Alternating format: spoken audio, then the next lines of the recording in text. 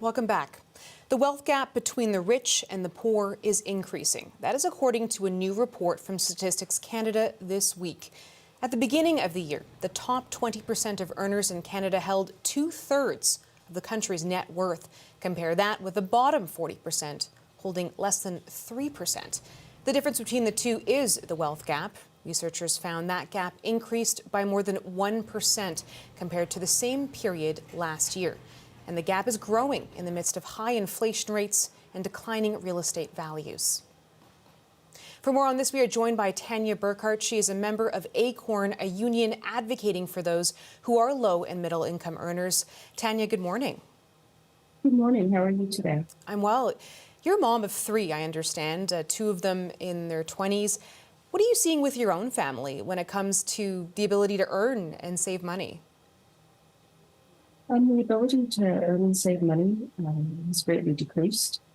My adult children can't afford to move out because of high rent and living expenses. And so inflation has hurt our family in many different ways.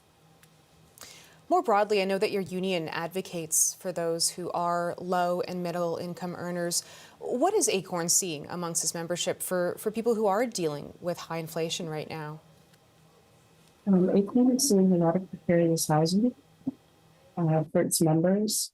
It's seeing members having to decide between internet and groceries. Our members are struggling with lack of access to fair credit and just struggling for the basic necessities. Yeah, it certainly is a difficult time. And I imagine you were talking about your children earlier. With everything that's been happening, do you see opportunities for them to move their way up that economic ladder, given how it's been challenging on so many fronts lately? I think the ability to move forward is hurt by inflation. It's hurt by the rising cost of gas, insurance, banking. It's hard for them to get credit as young people. I think it's hard to find a secure job because of contract work. It's hard to find housing that isn't precarious. And so I think there's a lot of blocks for young people today. Certainly. You're talking about, a crisis on a lot of fronts, whether it's housing, whether it's affordability, whether it's groceries, higher costs for borrowing money. Where do we begin to tackle this challenge? If there was one thing or one place, I guess, where we could start to begin change. I think it all begins with housing. We all need a roof over our head and food on the table. And so housing really is the foundation of where affordability starts. And we're seeing a large number of corporate landlords acquiring affordable housing on a mass scale. And instead of turning it into and keeping it affordable housing, they're turning it into a product for investment. And these landlords aren't interested in helping low and moderate income people. The goal is to make profits by renovating, demoliting, and simply neglecting repairs. The goal is to make profit. And lack of rent control provides a massive incentive for landlords to get rid of long-term tenants, and this absolutely needs to stop. I think it's fundamental to stop this process to end the housing crisis, the affordable housing crisis.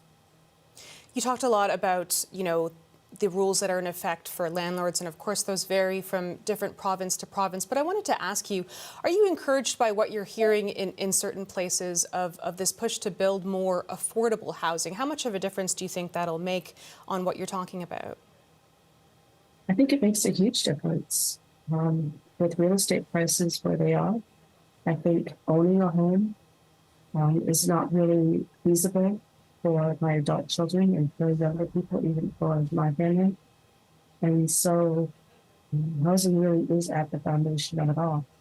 And I think if you can solve the housing crisis, if you can provide affordable housing, then that's a big chunk, at least 30% typically or more of household income is spent on housing. And so I think it's the biggest economic piece for families. So I think that's a great place for the federal government to start. And Tanya, what else would you like to see change? We've talked about housing, we've talked about some of the issues that people are facing with rent evictions and difficulties with landlords. But if you had to pick another issue that you would like to see addressed in this crisis, what would that be?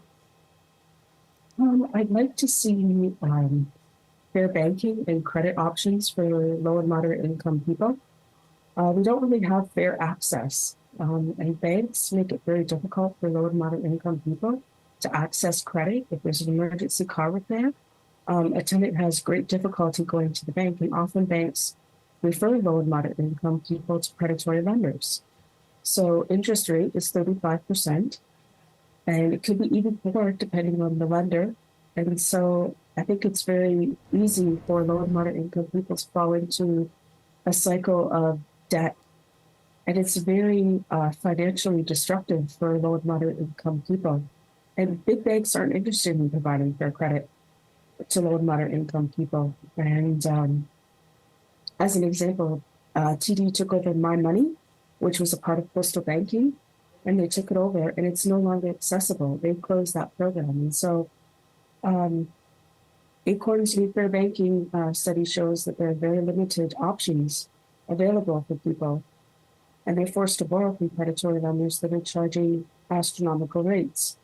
And banks come out with their Q2 earnings, and they've made billions more in profit. And so there's a real economic equality in finance, whether it's fair banking or stopping predatory lending.